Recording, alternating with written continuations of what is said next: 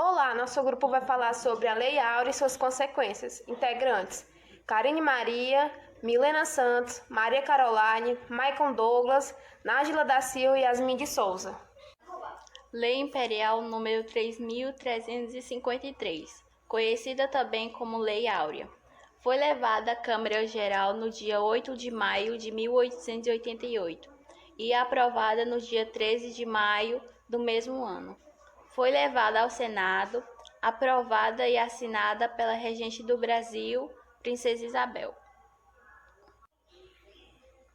O Marquês de Pombal, em 1757, aboliu a escravidão indígena e, em 1761, ele aboliu a escravidão negra, mas só foi na metrópole europeia, territórios na Índia e na Ilha da Madeira.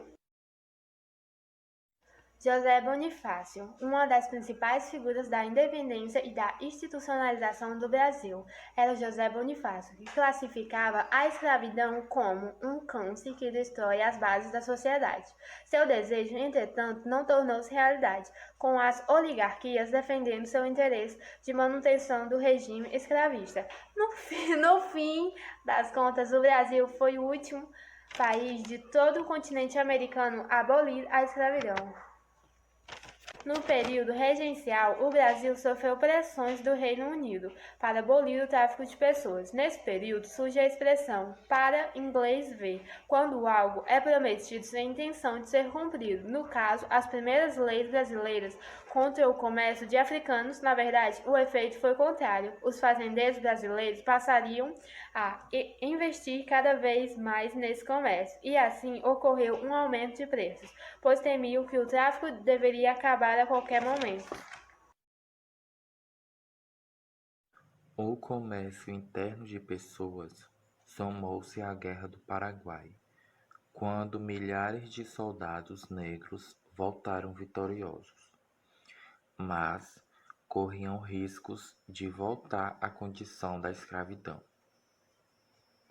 O movimento abolicionista brasileiro vai ter grande impulso com a soma desses dois contextos.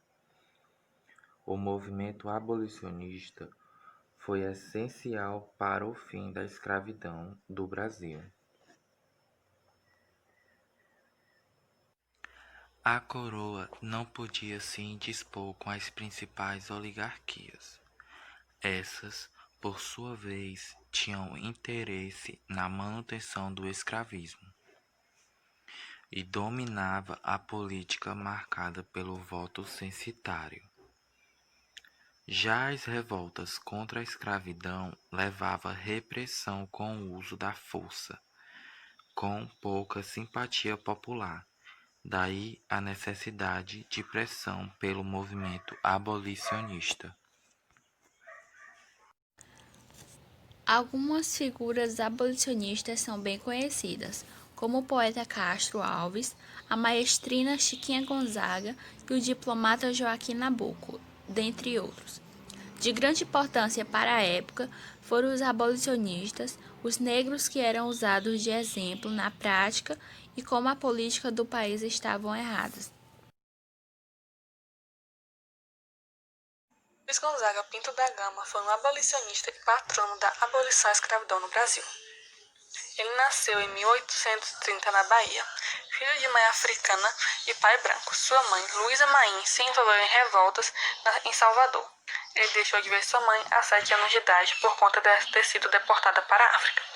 Seu pai o vendeu com 10 anos por conta de uma dívida de jogo.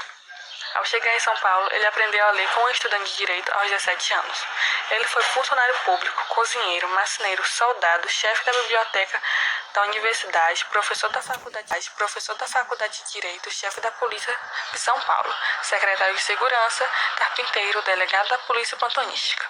Ele publicou 2 livros e depois disso ele veio se interessar pelas causas da liberdade.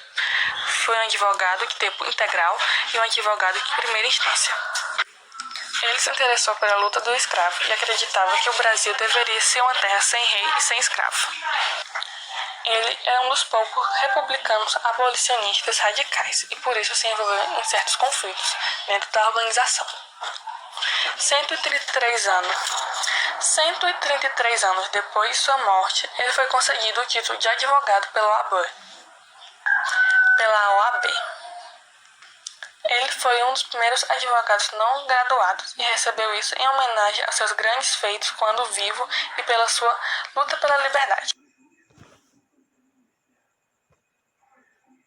José do Patrocínio, filho de um clero branco com uma negra escravizada, Patrocínio cresceu como liberto, protegido pelo pai e formou-se em farmácia.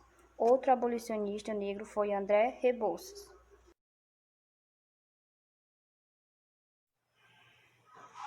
Engenheiros que hoje homenageados com o nome de locais em diversas cidades brasileiras.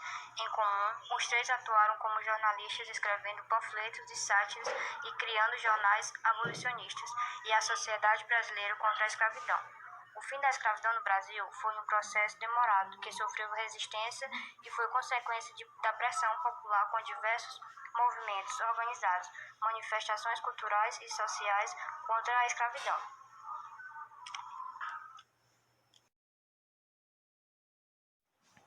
Bom, aqui temos as leis que foram criadas durante a abolição da escravatura no Brasil. Temos os anos que foram criadas, as leis, o compromisso que elas tinham e as consequências. Eu vou falar sobre a Lei Áurea. A Lei Áurea foi criada em 1888. Bom, a Lei Áurea ela foi levada à Câmara Geral no dia 8 de maio de 1888, foi aprovada e levada ao Senado no dia 13 de maio do mesmo ano, aprovada e assinada pela regente do Brasil, Princesa Isabel. O seu compromisso era a abolição formal da escravatura. A principal consequência foi a libertação dos escravos sem a indenização para os fazendeiros que tinham os escravos. Foi pouca a preocupação com a concessão de direitos. Esse foi o vídeo onde falamos sobre a Lei Áurea e suas principais consequências. Espero que tenha gostado e muito obrigado.